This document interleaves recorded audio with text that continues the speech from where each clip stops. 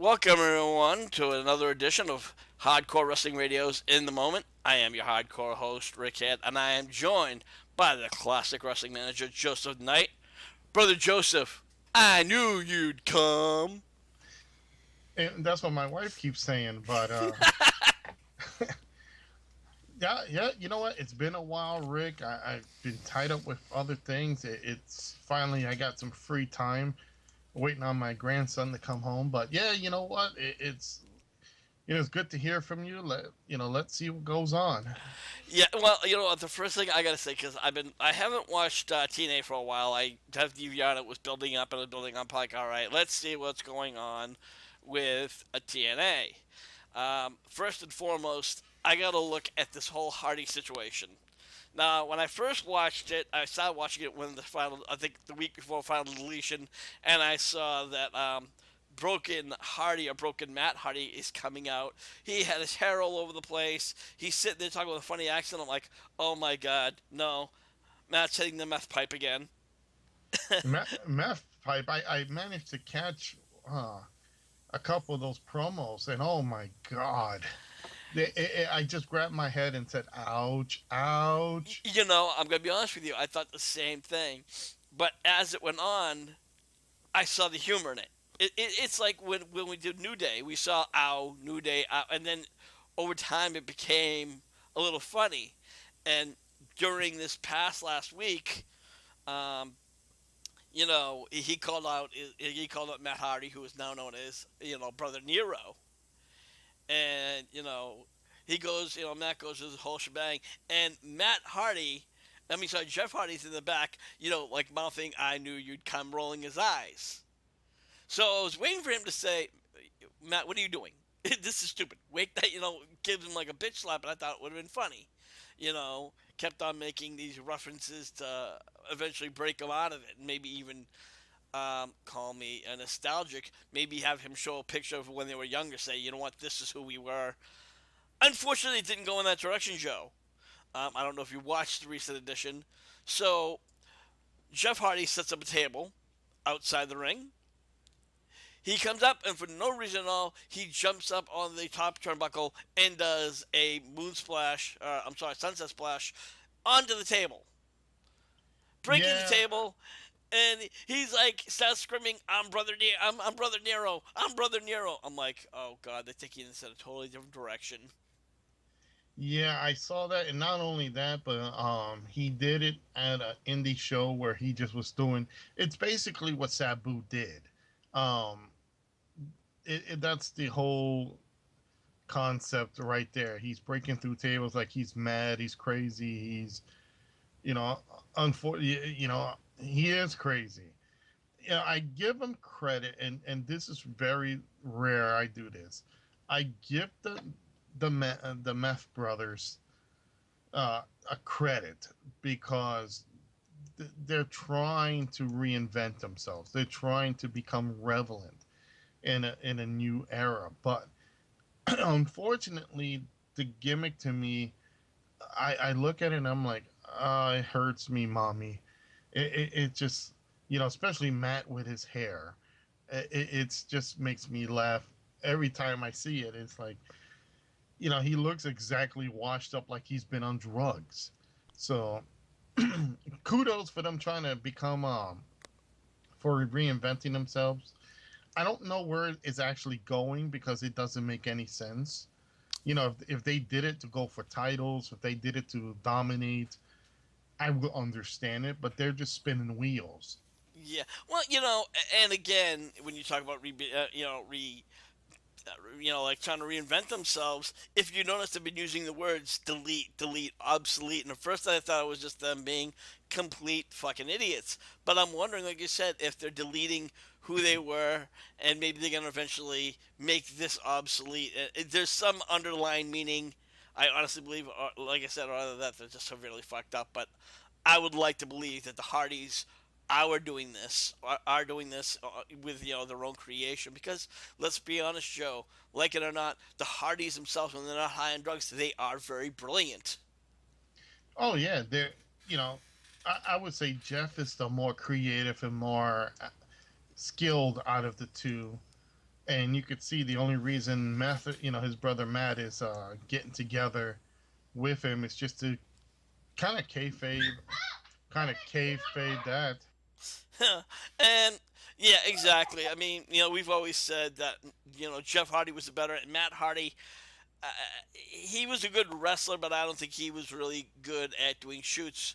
But again, he's starting to really improve. I want to move on to another topic, and that is Damien Sandow, who is signed with TNA, and he's known as Aaron Rex. And his moniker is "I'm doing things my way." Now, I don't know, Joe, if you caught the shoot that he did on this past week. Yeah, I actually reported it on HWR chat room. I posted it up.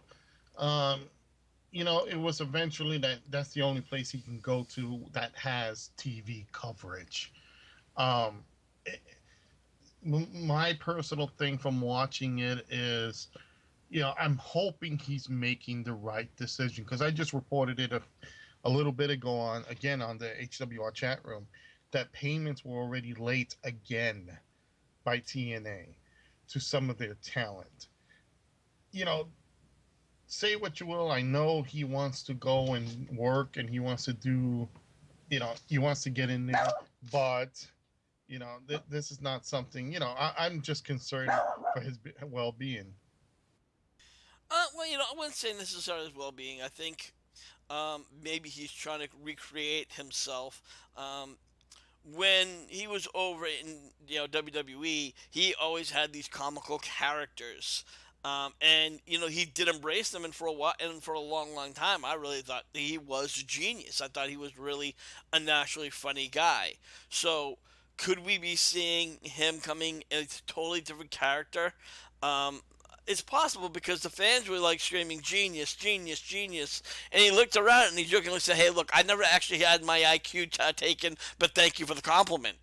you know, No, and I'm hoping that they let him be himself because Damien Sandow, whatever version name he wants to use now, he's always been a good talent. He's a good worker. You know, if I hopefully he doesn't go the too serious route that everybody seems to be doing these days. Be serious, but at least throw in a couple little comic routines in there. I'm just concerned. He picks a company which is the only second company with TV because everybody else is a mark. You know, it's he just picked a company that he better hope that he gets a guaranteed contract that says, "Hey, I want my paychecks before I step out the door."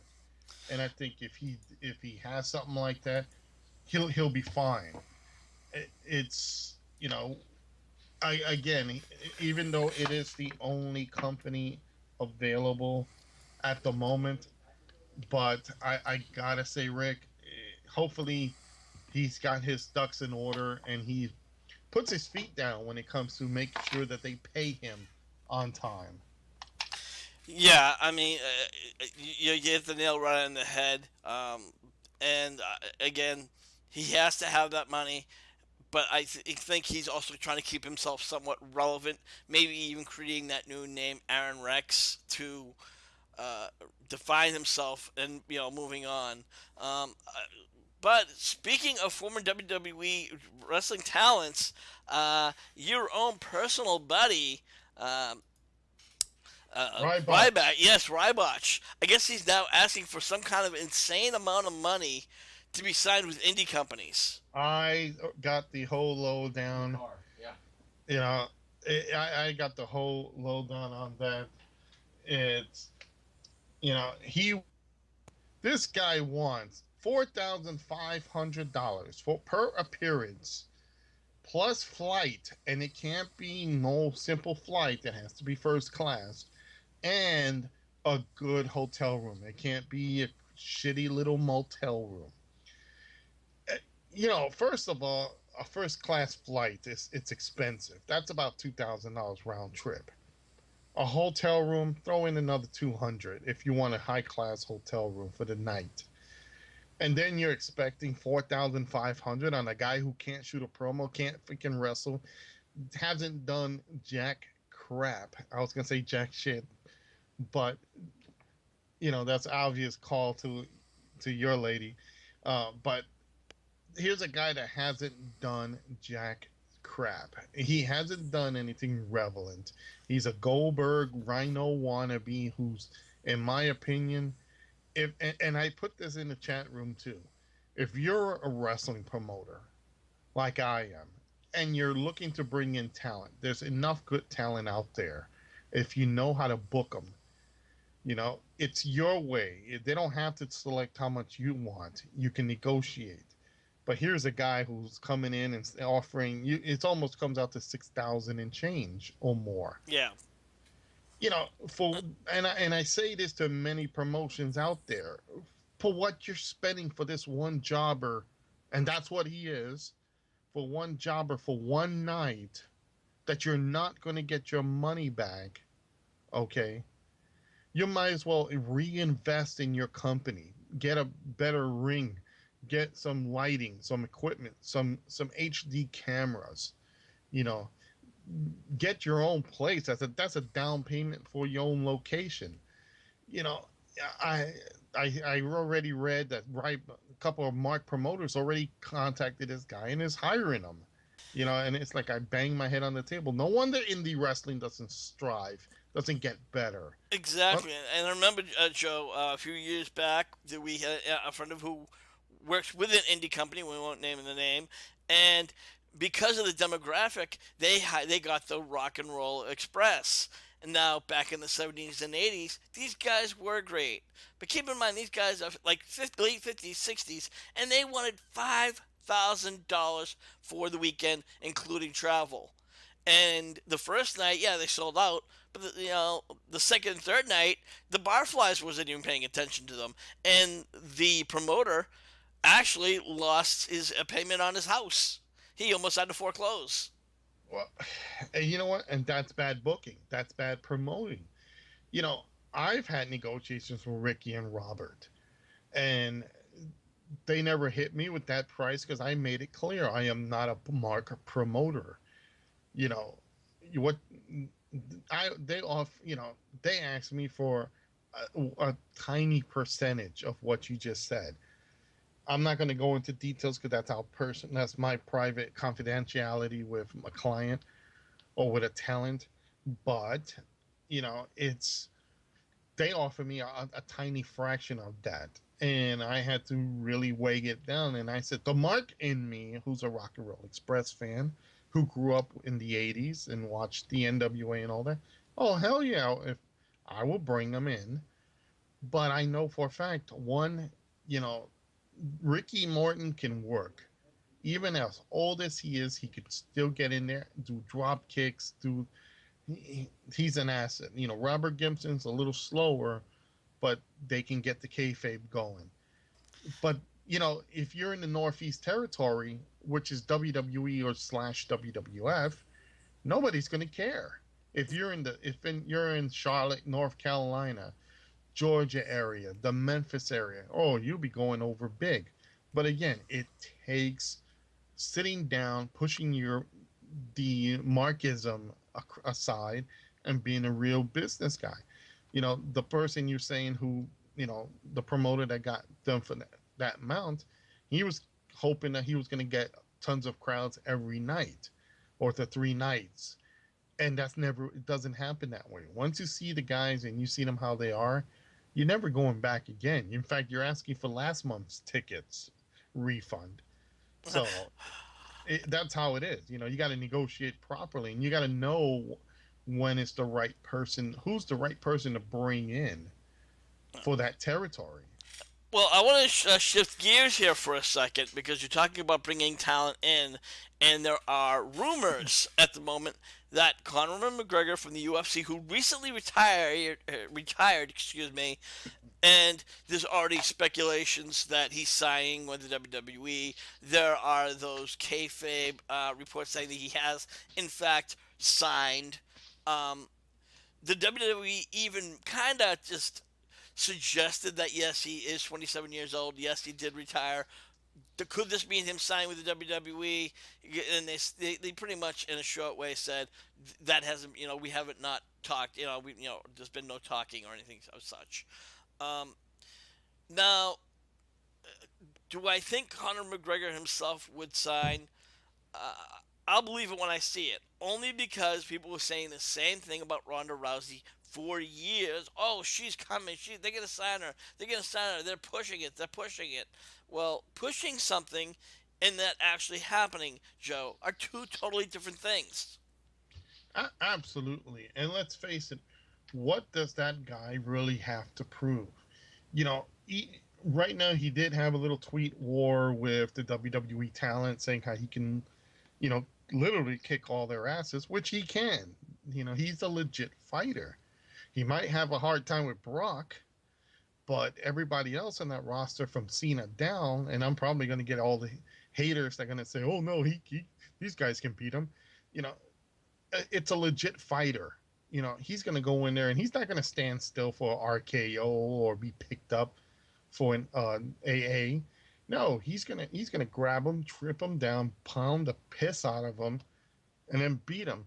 You know, Here's the thing: when it comes to celebrities like that, boxers, um, let's say baseball players, football players, baseball players, one, you're gonna have to make the contract very, very good in order for them to come in and work 360 days a year, getting pounded for 5 minutes every single night.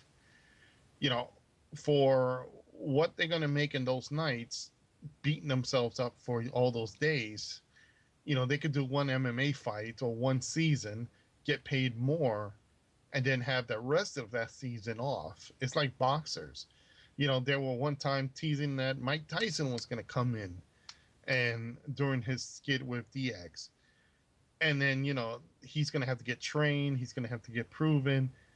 you know, well, really, what does Connor prove going into the WWE? Unless he wants money and a little bit more fame, then I could see it happen. But what he's going to get out of a year's contract with WWE, he can get in one fight. And that's the nail on the head.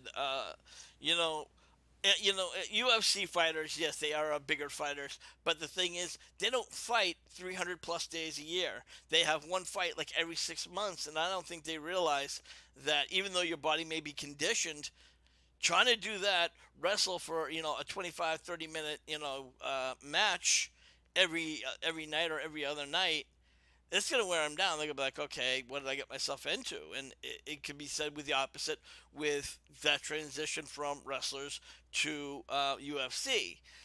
While they are expecting that, yeah, I can take guys, pounding, like taking bumps and this and that. But when a guy's like hitting me in the face as hard as he can, totally different story. Um, but you know what, Joe? I think it's going to wrap up for this edition of In the Moment. And now we want to know, you, the fans, what do you think? Do you think Conor McGregor's going to come to the WWE? Um, what are your thoughts about this whole Hardy final deletion, Brother Nero? Is it funny? Is it pathetic? Put your comments in the comment section below. Make sure you follow us over at youtube.com/HWR Show. And if you want to join in the conversation, head on over to the group section on Facebook under the name HWR Chat Room. I'm your hardcore Rick Head, and Joe, always a pleasure for you coming on. What do you got going on? Well, we got our Halloween horror show coming up in October 29th, Saturday at Booton, New Jersey. Is the Booton Elks Lodge. Fans can follow me at facebook.com at Joseph Knight Manager. They can also follow me on Twitter. My Twitter's been like active back and forth. And that you can follow me at JKnightCWA. You can also follow me on my YouTube channel at youtube.com, The Classic Night, where we talk about different things, about reviews, about movies, video games, old classic TV shows. So right now I'm going to be putting up in a little bit my grudgingly had to sit down and watch Ghostbusters. And it's not for the don't eat before watching this movie. That's all I'm going to say. Rick, back to you. Yeah, well, that's another story about Ghostbusters for another time. So, for the classy wrestling manager Joseph Knight, I am your hardcore Rickhead saying, we'll see you when we see you.